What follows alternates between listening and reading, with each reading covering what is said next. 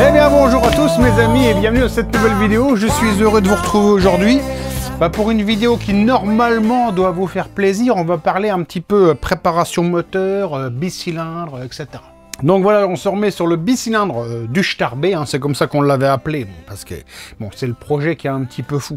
Hein. Je te remets dans le contexte, c'est un Italjet dragster sur lequel on vient greffer des cylindres modernes, etc. Vilebrequin sur mesure, course longue, pot d'échappement sur mesure, etc. etc., etc. Donc un projet compliqué, hein, c'est pour ça que ça n'avance pas vite, hein, parce que c'est un truc où il faudrait se poser. Hein. Normalement, c'est plutôt un projet de passionné en fait qui fait ça pour lui. Il se met dessus et puis il avance, tu vois. Moi, c'est plus compliqué ici à l'atelier, parce que je dois jongler entre le shop, le gosse, les autres machines à faire, etc. Donc, c'est d'une complexité monstre. Alors, je te dis ça sans amertume, sans rien du tout, mais ces projets un peu trop compliqués, en fait, un peu trop ambitieux. Sur la chaîne, je vais les arrêter. Hein. Enfin, je les termine, évidemment, mais après, je vais arrêter et je vais retourner sur des trucs beaucoup plus simples, tu vois, classiques. Un usinage, tranquille, un cylindre, tu mets un coup de banc et ça repart, tu vois. Pourquoi? Parce que sinon, en fait, ça fait des projets qui n'avancent pas et c'est compliqué. En fait, c'est beaucoup trop compliqué à se mettre dessus, plus faire les images, plus... Enfin, voilà, c'est trop compliqué pour moi. Je te rappelle que je suis tout seul ici, hein. Entre les commandes et tout, c'est vraiment compliqué. Bref, je répète, hein, je dis pas ça parce que je suis amer, je suis pas content ou quoi. Non, en fait, je prends juste conscience que c'est des projets qui sont trop ambitieux pour moi ici, en étant tout seul. Hein. Avec, comme je t'ai dit tout à l'heure, tout à gérer autour, c'est trop compliqué. Donc la dernière fois, on s'était arrêté sur les usinages d'admission, etc. Donc moi, j'ai avancé de mon côté. Hein. Déjà, j'ai commencé par dessiner, si tu veux, une cale d'embase. Hein. On avait vu hein, que les diagrammes, tout ça, il fallait une cale. Donc, j'ai dessiné la cale. Hein. J'ai mesuré l'anthrax, en fait, des cylindres. Je me suis servi de ce joint et on se retrouve maintenant sur l'ordinateur pour voir comment j'ai procédé. Allez, c'est parti. Donc, je commence par tracer ici l'alésage de cylindre que je viens mettre, si tu veux, sur l'anthrax. Hein. J'ai un anthrax de 84, donc tu vois, je mets un anthrax de 42. Évidemment, après, je m'occupe de placer, en fait, le trou des goujons. Donc, on est sur un anthrax de nitro, un anthrax de 50 sur 50. Après, à partir de là, je viens tout simplement, en fait, placer le joint que j'ai pris en photo sur mon esquisse. Je m'occupe de faire, en fait, si tu veux, maintenant, la forme des transferts.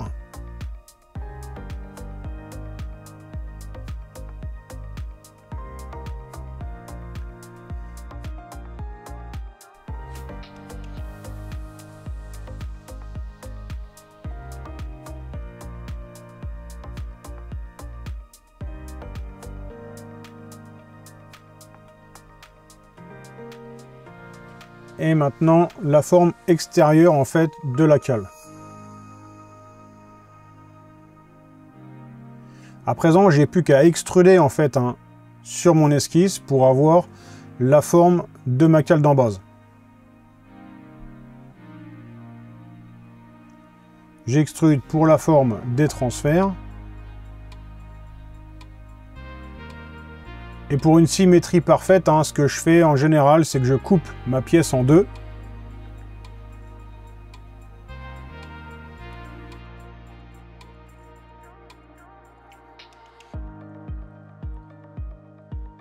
Et je fais une symétrie, en fait, de la demi-cale.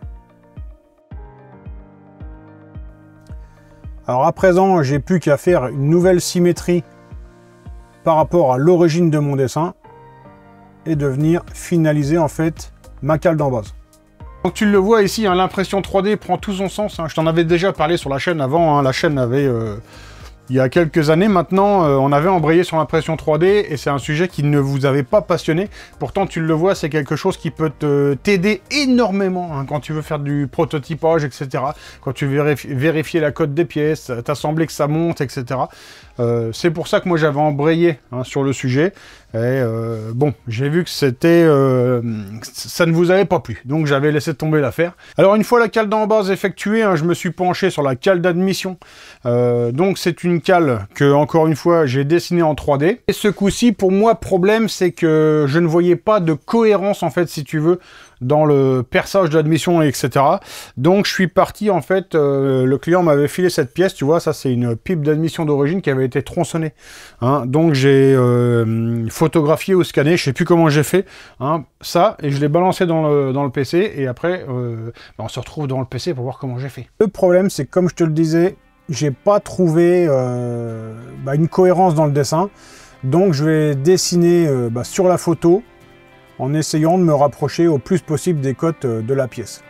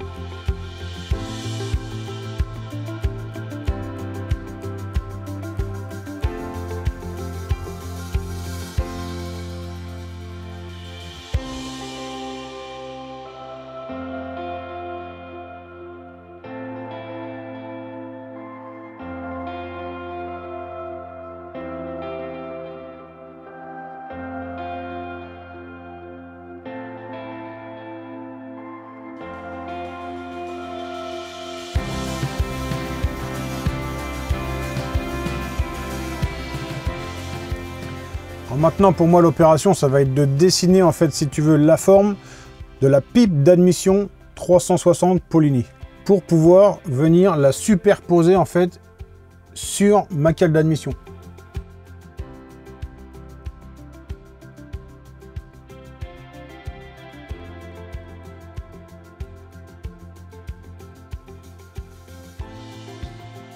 Maintenant, je viens la superposer sur mon dessin 3D afin de voir en fait où est-ce que je dois rajouter de la matière ou en enlever pour pouvoir placer tout simplement ma semelle 360 Poligny.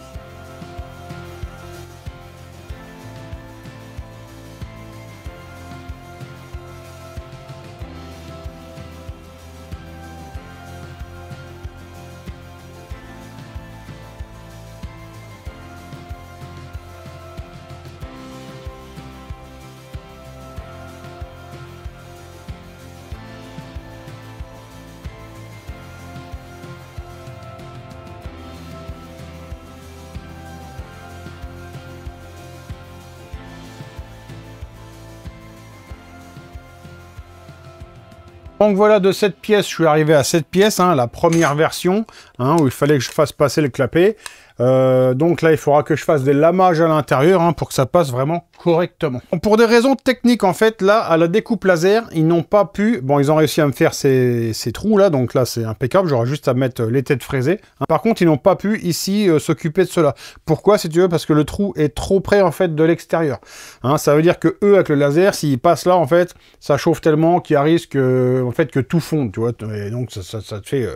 un tout gros trou, tout pourri, quoi. En fait, ils n'arriveraient pas à respecter les cotes, etc. Donc, ils préfèrent juste me faire un marquage.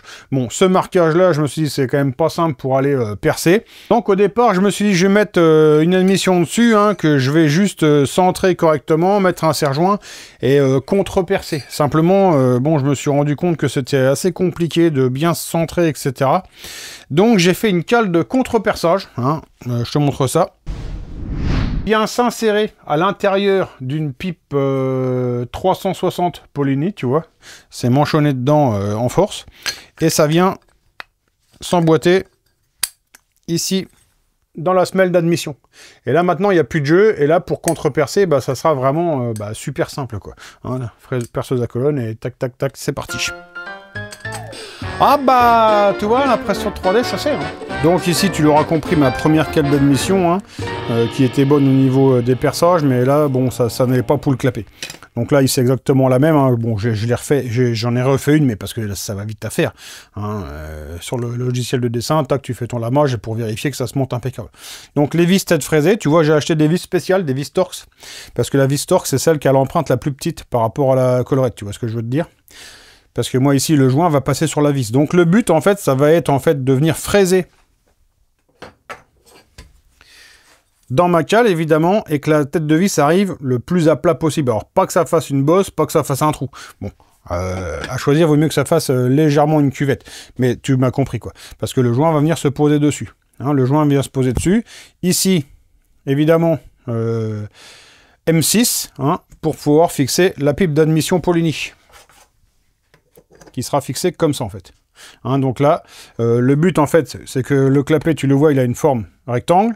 Hein, la pipe sera dans ce sens-là. Comme ça, en fait, la forme ovale de la pipe va super bien correspondre avec mon clapet. Donc, grossièrement, la pipe vient comme ça. Et donc là, évidemment, 4 vis. 4 vis là, 4 vis de ce côté-là. En revanche, évidemment, coup de pas de bol, les carters n'étaient pas super symétriques. Donc, moi, j'avais mesuré des codes d'enfoncement. Donc là, il rentre impeccable. Hein. C'est ici qu'il est un peu serré, hein, c'est pas dans le fond. Par contre, ici, il rentre, mais dans mon carter, il rentre pas. Donc, je vais être obligé de reprendre ce carter, le central, là, ici, un tout petit peu pour que le clapet rentre. Hein, parce que ici, en fait, je me rends compte que j'ai pas la même cote que là. Pour ce qui est des cales d'en bas, tu vois, j'en ai une qui est dessus ici. Et tant que j'y étais, hein, j'ai fait découper une 5 et une 6 mm. Hein, comme ça sera plus facile pour moi de caler l'embase du cylindre comme je souhaite. Hein, parce que... En fait, je voulais pas me retrouver avec genre 1 mm de joint là et 1 mm de joint au-dessus. Hein. J'aime mieux avoir peut-être 1/10 de joint ici, vraiment juste que ça soit étanche, et un gros joint en dessous hein, pour que ça soit étanche et que en fait, ça corrige les petits défauts en fait, de planéité qu'il pourrait y avoir du carter. Grossièrement, qu'est-ce qu'il me reste à faire? Je cale, suivant ma cale d'en base et les joints, mon haut moteur, et il me reste les plots de culasse à modifier.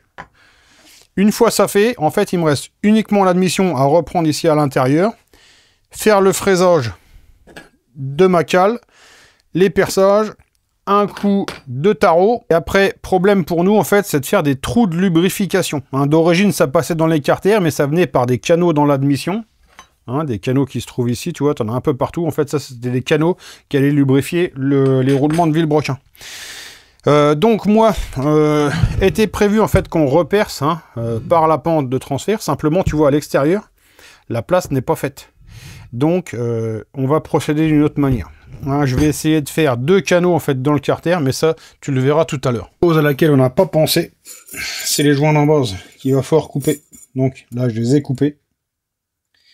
Mais en fait, je me dis qu'on va pas pouvoir mettre des joints en papier parce qu'on risque de les souffler. Donc il nous faut des joints, des cales en acier quoi. On a lu. Enfin là c'est du cuivre, ça va, mais tu m'as compris quoi.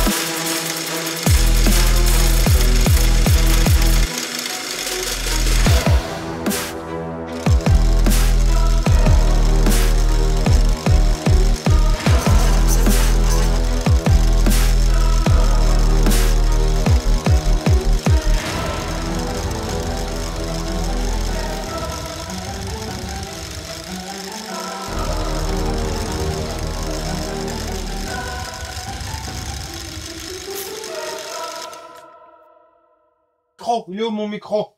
J'ai plus de micro. Bon bah attends, je vais chercher un micro. Voilà, il y a un micro. Alors, là c'est tout démonté, mais pourtant ça a jamais été aussi près d'être fini. Donc je vais montrer un peu où j'en suis. Bon, tu m'excuses, là c'est le bazar. Alors, qu'est-ce que tu as vu? Tu as vu à la fin ça. Tout simplement, ça va être en fait mon graissage de vilebrequin. Hein. Alors évidemment, à la fin, là, quand je vais faire ma préparation, ici, je vais venir l'évaser encore hein, pour en fait maximiser en fait les chances que ça graisse le roulement. Je te cache pas que selon moi, entre guillemets, ça sert quasiment à rien. Hein. À la vitesse où ça va avec le mélange. Tellement ça va vite là-dedans, pré-compression machin, à mon avis, c'est drainé de partout, de toute façon, le carburant. Je pense que les trous de lubrification ne servent à rien. Alors tu vas me dire, s'ils en mettent, c'est pas pour rien, effectivement. Donc c'est pour ça que j'ai choisi quand même d'en mettre. Alors je les ai mis à l'avant, pourquoi? Tout simplement parce que à l'arrière, je pouvais pas trop le faire, parce qu'il y a le clapet qui bouge et je trouve que le trou était vraiment prêt. Là, concrètement, si j'avais fait le trou ici, je pense que ça y allait pas. Ne serait-ce que quand ton moteur est arrêté, hein. Attends, je vais te monter sur ce carter-là, ce sera plus simple. Ah bah non, si, comme ça. Voilà. Ne serait-ce que quand le moteur va être arrêté, en fait, s'il y a de l'huile, elle va venir stagner, elle va venir redescendre ici, tu vois. Enfin, je pense. Hein. Alors, je ne pouvais pas garder mes trous d'origine tout simplement parce qu'ils sont pas tous sous le même angle. Hein. Je pouvais pas aller rechercher pour repercer. Et de toute façon, si je reperçais dans le trou d'origine, je perçais ici dans l'admission. Ça veut dire que le clapet, concrètement, ça a bouché tout. J'avais pas le choix. Comme je te l'ai dit, aucunement, je ne pouvais en fait repercer de ce côté-là, tout simplement parce que ici, à la limite, j'aurais pu faire un cordon de soudure. Pareil sur ce carter. En revanche, sur le carter du centre, attends, est-ce que je peux le manipuler? Oula. En revanche, sur le carter du centre, le souci, c'est que moi, à l'intérieur, je pouvais pas aller recombler en soudure, parce que ça aurait été vraiment trop à l'intérieur. Donc, j'avais pas le choix que de faire comme ça. Même si on estime que c'est moyen, si je fais pas ça, en fait, concrètement, on peut pas finir le moteur. Hein, parce que si on décide qu'il faut un trou de lubrification, il faut le faire quelque part, j'ai pas le choix de le faire ici. Alors, qu'est-ce que j'ai fait d'autre? Bon, tu l'as vu, hein, le fraisage pour la boîte à clapet. Donc, là, ici, pour passer les vis tête fraisée. Donc ça, c'est bon. Mon clapet, maintenant, il rentre partout. Il n'y a pas de problème, hein, parce que ici, j'ai fait de la place pour que ça rentre. Voilà. Ça, tu l'as vu. J'ai repris ici mon intercarter hein, pour pouvoir passer mon clapet. Hein. J'ai repris 5 dixièmes pour que ça rentre. Et la chose que tu as vue tout à l'heure, en fait, ces joints là, j'ai trouvé la solution. Si tu veux, tout ce week-end, je me suis interrogé, je me suis dit comment je vais faire pour ces joints. Et là, j'ai eu l'illumination. Je me suis dit, bon, vu que j'ai déjà la forme de la cale d'en base, j'envoie ça à la découpe laser et ils vont me faire des cales. Donc je l'ai appelé ce matin, donc lundi matin je l'ai appelé, j'ai dit salut, est-ce que tu peux me couper des cales? Elle me dit écoute, j'ai de l'alu, je peux te faire des cales de 0,5, non des cales de 0,8 et 1 mm, ça j'en ai, etc. Attends, on cause, puis je dis écoute, je te retiens au courant. Puis après, tout d'un coup, je me suis dit mais attends, c'est tellement simple, j'ai juste à faire des joints, moi, en papier. Alors, là, en caméra off, moi j'y ai pensé. Je t'en ai pas parlé tout de suite parce que là, je t'en parle maintenant. Je vais te prendre ça et ça dans la main. Je vais te prendre ça et ça, je te les ramène. Alors voilà. Si tu veux, ce moteur-là, tu sais pas pourquoi, ici, il n'y a pas de joint torique. Hein. C'est un joint en cuivre. Cependant, ici...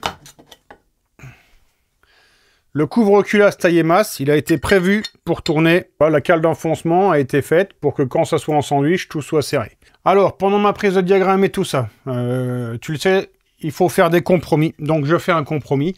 Je vais mettre des diagrammes plus haut que prévu. Pourquoi? C'est un moteur, en fait, qui est prévu pour être fiable. Hein, je te le précise, ça, c'est un truc qui est fait pour faire des bornes.